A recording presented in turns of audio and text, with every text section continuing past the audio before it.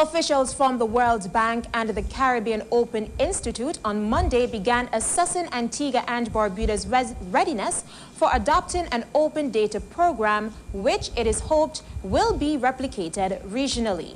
Open data is the idea that the government should make available to others as much as possible the non-sensitive, non-personal data which it collects in the course of its operations. Azara Lavier has the details. The data would be available in raw, machine-readable form for use of commercial or non-commercial purposes.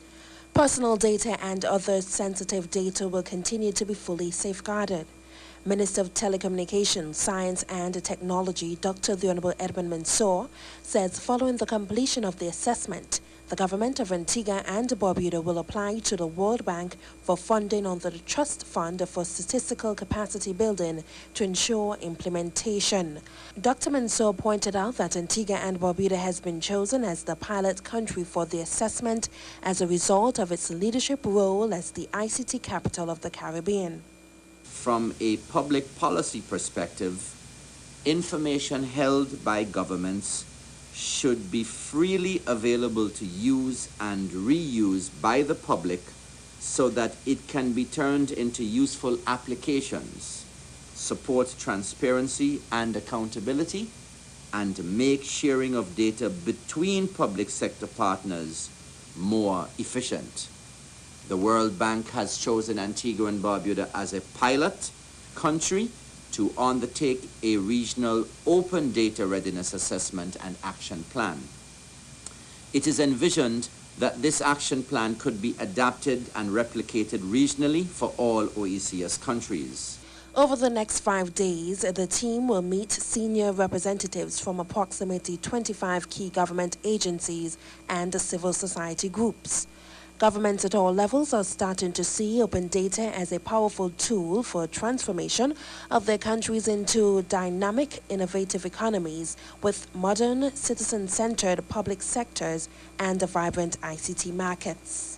Andrew Stout, a senior consultant with the World Bank, says open data is about getting a more transparent government, improving public services, getting new economic growth, new social value, and new businesses in the economy. Governments collect and use a lot of data as part of their work, and they generate data about their operations, and they do inspections, and they collect data on agriculture, on roads, on health and education, and so on.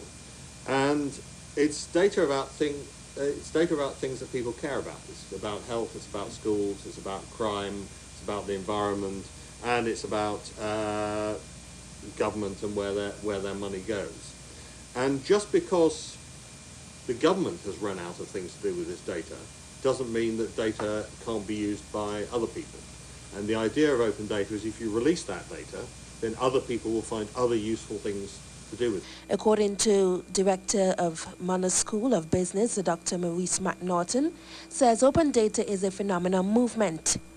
Dr. McNaughton noted the open data movement is gathering momentum across the region as government agencies begin to appreciate the potential of open government data as a catalyst and enabler of innovations that can lead to improved public sector efficiency and service delivery. Any other political or technology initiative that has evolved as rapidly as open data.